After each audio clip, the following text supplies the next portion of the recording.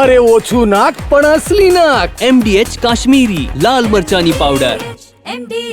વિસ્તાર જે છે તેની સુરક્ષામાં વધારો કરી દેવામાં આવ્યો છે. સેન્ટ્રલ ગુપ્તચર એજન્સીએ જે માહિતી આપી છે તેના આધારે હાલ સુરક્ષા વધારવામાં આવી છે, જ્યાં દરિયાઈ વિસ્તારોમાં સઘન પેટ્રોલિંગ પણ શરૂ કરી દેવામાં આવ્યું છે.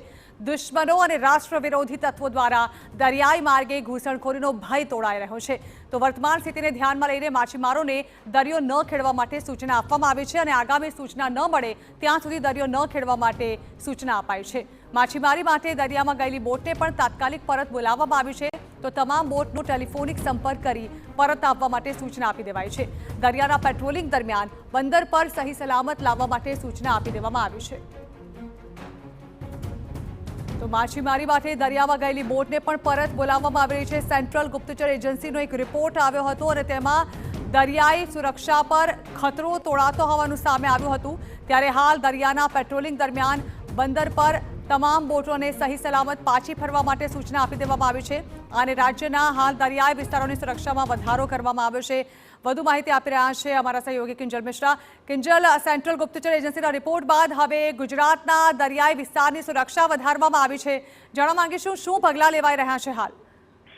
देखो सेंट्रल गुप्तचर एजेंसी नो ए स्पष्ट रिपोर्ट है कि दरियाई विस्तारथी કેટલાક જે એન્ટી નેશનલ એક્ટિવિટી છે તે કરવાનો પ્રયાસ છે તે થઈ રહ્યો છે. કેટલાક જે ઘૂસણખોરી છે કરવાનો પ્રયાસ દરિયાઈ પટ્ટે થઈ રહ્યો છે. તેના કારણે જે બે મુદ્દામાં કહી શકાય કે કામગીરી થઈ રહી છે. પહેલો જે મુદ્દો છે એ પ્રકારનો છે કે જેની અંદર તમામ જે પેટ્રોલિંગ છે, સઘન પેટ્રોલિંગ છે તે વધારી દેવામાં આવ્યું છે. કોઈ પણ જે બોટ કે જે અનઆઇડેન્ટિફાઈ કરાઈ હોય તો એ જે બોટ હોય, જે જાણીતી બોટ ના હોય તો તેને તાત્કાલિક ધોરણે કહી શકાય કે તેને પકડવામાં આવી રહી છે. એ વાત અલગ છે કે પછી જો એ બોટ આઈડેન્ટિફાઈ થાય તો છોડવામાં આવે છે. તેની સાથે જ માછીમારોને લઈને સૂચના આપવામાં આવી છે કે માછીમારોને દરિયો ન ખેડવાની સૂચના આપવામાં આવી છે અને તેની સાથે જ જે પણ માછીમારો અત્યારે મધદરિયે હોય તેમને તાત્કાલિક ધોરણે પાછા આવી જવાની સૂચના આપવામાં આવી છે અને જે પણ બોટો છે તે બોટોનો ટેલિફોનિક સંપર્ક કરવામાં આવે, સંપર્ક કરીને તેમને પાછા લાવવામાં આવે, સહી સલામત કરવામાં આવે. જેના અત્યારે કોઈ પણ પ્રકારનો વાવાઝોડાની અત્યારે હજુ સુધી ગુજરાતમાં વકી નથી. તેની વચ્ચે જે પ્રકારની થ્રેટ છે તેને ધ્યાનમાં રાખીને એક તરફ પેટ્રોલિંગ વધારવામાં આવ્યું છે.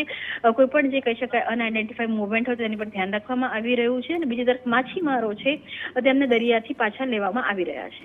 જી બિલકુલ, આભાર કિંજલ. તો માછીમારોને પણ પરત બોલાવવામાં આવી રહ્યા છે. દરિયાઈ વિસ્તારોની સુરક્ષા પણ વધુ સઘન કરી દેવામાં આવી છે.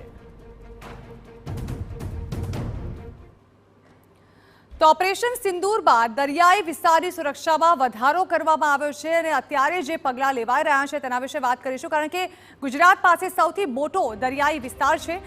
વોલ ગ્રાફિક્સના માધ્યમથી સમજીએ કે અત્યારે શું પરિસ્થિતિ છે. તો દરિયાઈ માર્ગથી ઘૂસણખોરીની કોશિશ કરવામાં આવી શકે છે તેવું સૂત્રોના આધારે જણાવવામાં આવ્યું છે. આપ આ તસવીરોમાં પણ જુઓ, કારણ કે ગુજરાત પાસે કેટલો મોટો દરિયાકાંઠો છે. જખૌ, માંડવી, ઓખા, જામનગર, પોરબંદર, સોમનાથ, ભાવનગર અને વાપી, આ દરિયાઈ વિસ્તાર જે છે તે તમામે તમામ વિસ્તારો પર હાલ સુરક્ષા સઘન કરી દેવામાં આવી છે. ખાસ સાવચેતી રાખવામાં આવી રહી છે, કારણ કે આ જે વિસ્તાર છે કે જ્યાંથી ઘૂસણખોરો જે છે તે પ્રયાસ કરી શકે છે ઘૂસવાનો. ગુજરાતનો 2340 કિલોમીટર લાંબો દરિયા કિનારો જે છે તેના પર સુરક્ષા વધુ સઘન કરી દેવામાં આવી છે. અને આપને યાદ હશે મુંબઈ જે હુમલો થયો હતો ત્યારે પણ દરિયાઈ માર્ગેથી આવ્યા હતા આતંકીઓ. ત્યારબાદથી દરિયાઈ સુરક્ષા વધુ સઘન કરી દેવામાં આવી છે. ત્યારે અત્યારે ગુજરાતના કાંઠે કુલ મળીને 144 ટાપુ છે.